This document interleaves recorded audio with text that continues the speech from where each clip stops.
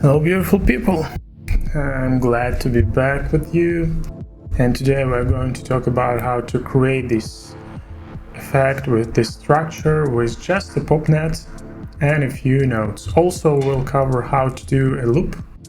As you can see, this is not perfect because we have this a little bit of flickering in the background, but I hope we could do better.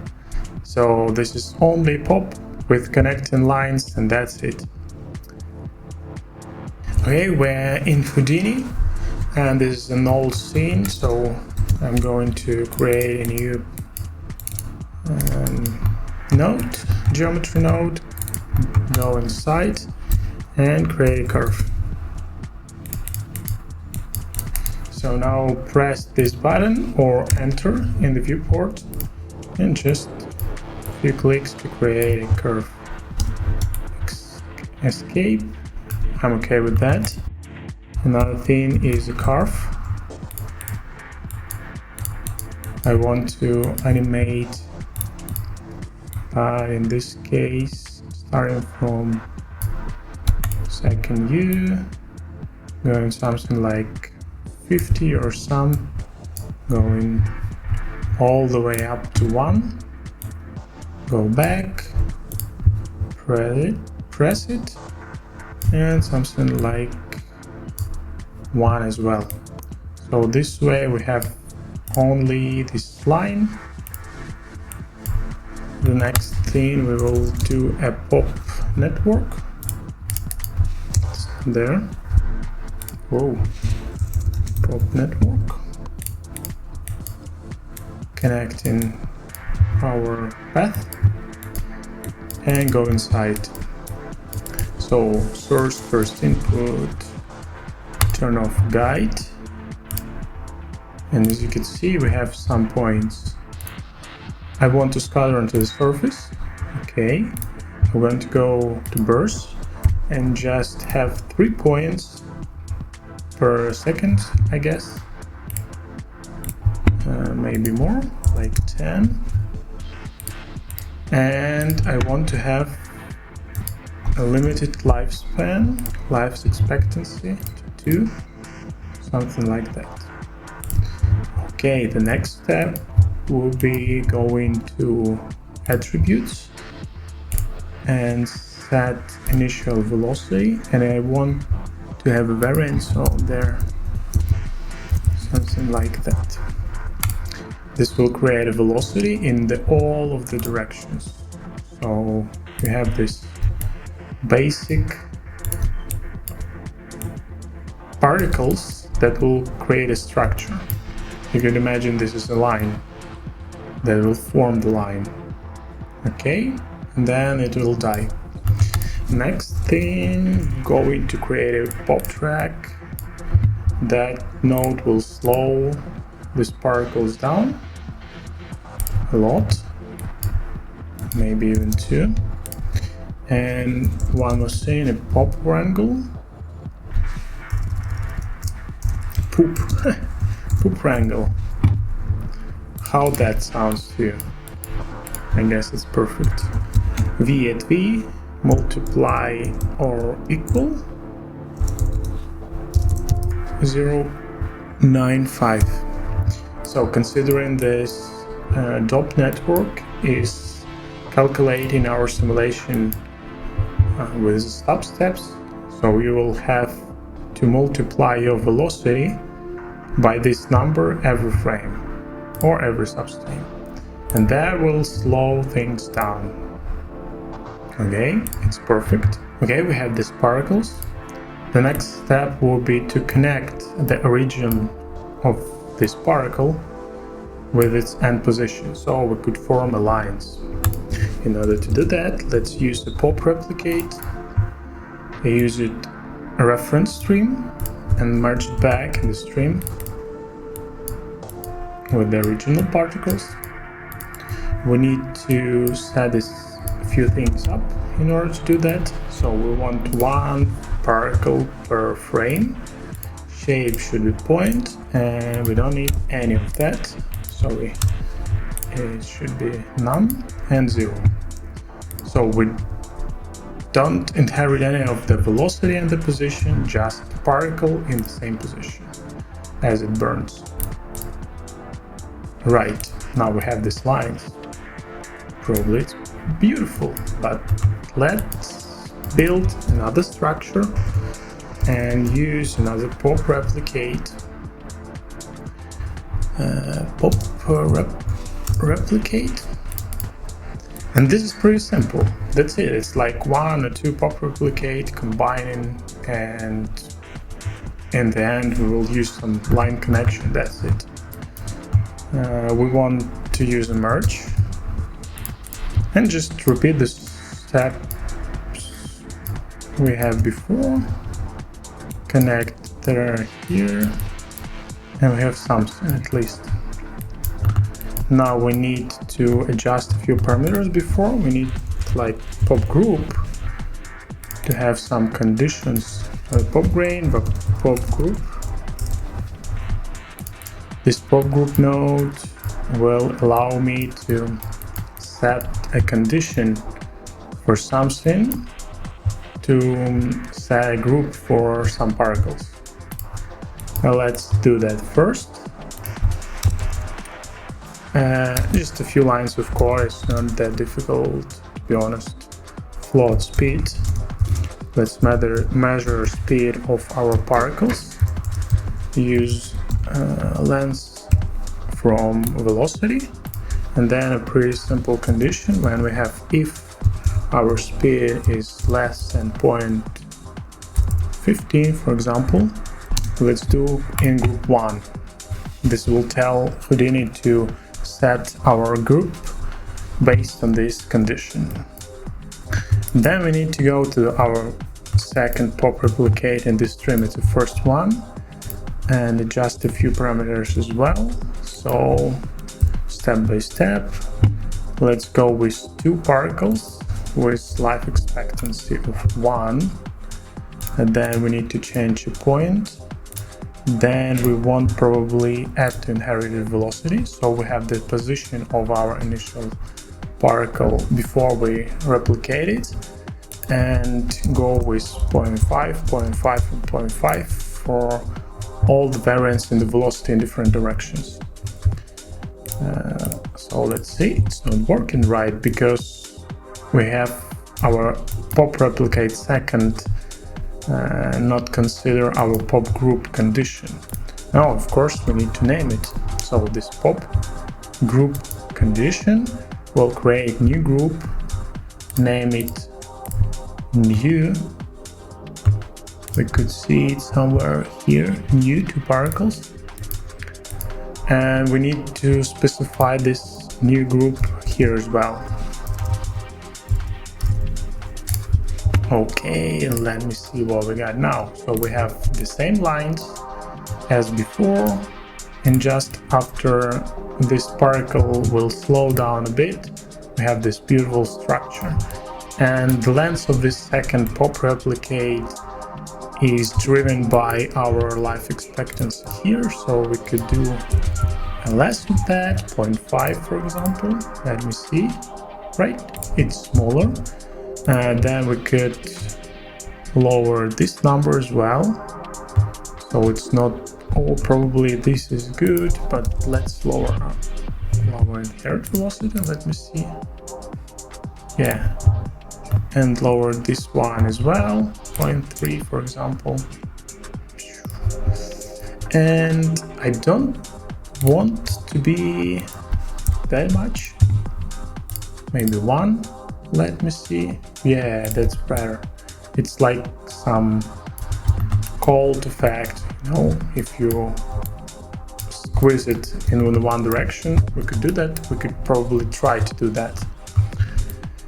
You will have it. So our structure is almost there. Let's give it quite a few particles, quite more, and now we have it. Is it beautiful? Right, it is. Let's go back, press D, go to 3, and have something like that. So let's cache it, file cache, and be back to you. Okay, we're back and we have this. Then we have quite the usual process of creating a lines, but that will not work, as you could see. So go with add node, go by group under the polygon tab, use attribute and probably use ID, because we have IDs for every particle, but it's not, will not create anything. And that is because of our ID naming here. So every this pop replicate will bet under the attributes tab, add ID attributes, and want it here because we want their own naming for this stream. We want it here again, but we don't want to create ID when we create a line, and we want to inherit this ID, this one, when we create these dots behind our trails. Right, and now as we could see, that is working. That is working just right as a charm. So after that we could create a cache, another cache for this guy. So we have all the structure. We want to split this guy and one just, I think it's this one, pop replicate 2. Let me see what we got. Pop replicate 2, and we have only dots here, right? And under these dots, this is the left string. We want to connect adjacent pieces, and we want points. We want like 3 or 5, and we want 0.2 maybe, I don't know, it's up to you. So we have this more of glittering connections or less of that. Then just merge everything together back, and probably we could give it a color like red. So we could distinguish that from our original animation. I don't like this flickering, so maybe 1.1 radius of 0.1. Okay, I like this better. And now we want more of that, like 10, maybe even less. Okay, let's say it's absolutely acceptable for us. So now you want to take care of your loop animation. You have the structure, and the base principle of that is to have the same first and the last frame. So you have this one and this one should be absolutely the same. This way you can go one frame back on the compositing app, or even here, render one less, and then you repeat the process. So in order to do that, I want to create a time shift and freeze our animation at the last frame. So we have it, right? Then I want to transform that and create something like a trail. Probably I need a merge.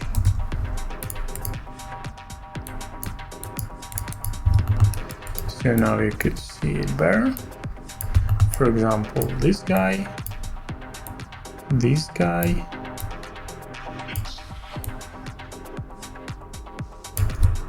right. Let's do something like that. It's not necessary to be super perfect, but we have like this animation right now.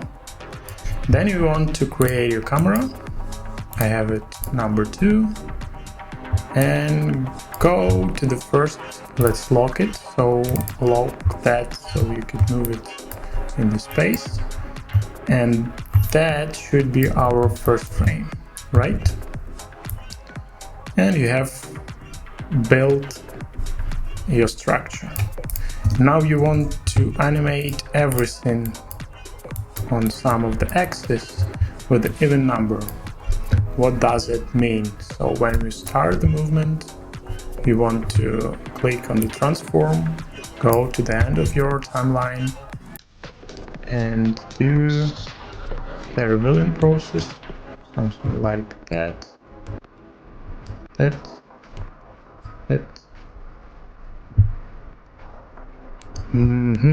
Basically, you want to copy these numbers so we have the same position as we had before.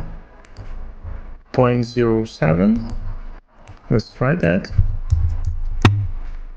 and 2.5, this time that. So now if we go from here to here, we have the same and the first position, right? Probably you want to go to this animated transform, go to your keyframes, press space H, Ctrl A to select everything and click this button so you linearize your speed. And now when we have this, we have the basic understanding of the loop animation, because in the last frame we have pretty much the same transform as we did before with the freeze one. And if you need like more of this line, you could do it more and more and transform that in the same way. So additive process. Okay, that's it. And the last thing we want to do is to render our animation with some dots and give it more of this lines. So let's create another geo container. Let's do an object merge and let's copy our dots, but we need to do it after our animation and create a null and see what we got. Okay, and we got maybe points. It doesn't help.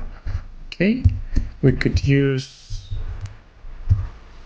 add node again, but this time we just click to delete geometry but keep points.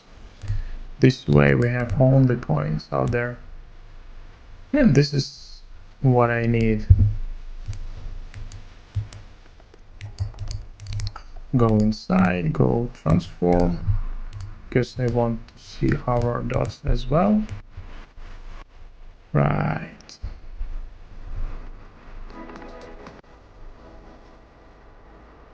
Right, it's perfect. And we want to render to the redshift, and this is why a few things to consider before we go to the final render. First, we need some HDRI. We have it here. Second, we want to use Cam2 because we have in-sync Cam1. And other things to consider, we want to render this guy as a hair. So go to the render and render polygon as a hair, because it's a string, right? And we want to give it some material. I have some, like using anything you want. Go to render, give it Bob 1, and let's create a point wrangle, and the attribute that will control our thickness is the width, as long as we were working with lines. Oh, okay, I need to go to this one, IPR and live update. Again, let's lower it. So now we have this. We have our structure, it's perfect, it's beautiful, but we want to render our particles as well. So let's go here and give it another material. Let's go to the render shift, redshift OBJ, go to particles, and render object to the particles. Update our render view, and let me see. Why don't I see you?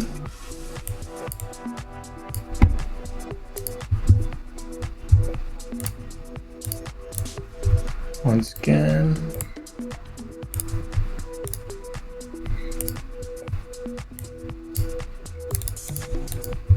Oh, I just missed points. Control copy. And of course, you should do that. Right, go to your achieved and click it again. It's huge. You could use p-scale as an attribute, but I will just lower it there. 1, no, 0, 1, okay, 0, 0, 5. I'm pretty happy with that. So now you have it. You have everything you need to render this guy in loop miner. Probably what I will do next is to go back to our, I could go out of our particle, go back to our pop network, and I would like to add more, so you could easily do it in the burst. Let's create something like 30. From here, it's like the end of our tutorial. I hope you find something new and useful here, because I do find something new here while I'm preparing this guy. This is a pretty fun process of creating a tutorial. And I just, with my happiness, I would like to share with you some exciting knowledge. Yeah, and just have a good day, and bye bye till the next time. And I will click in here and there, like I will set some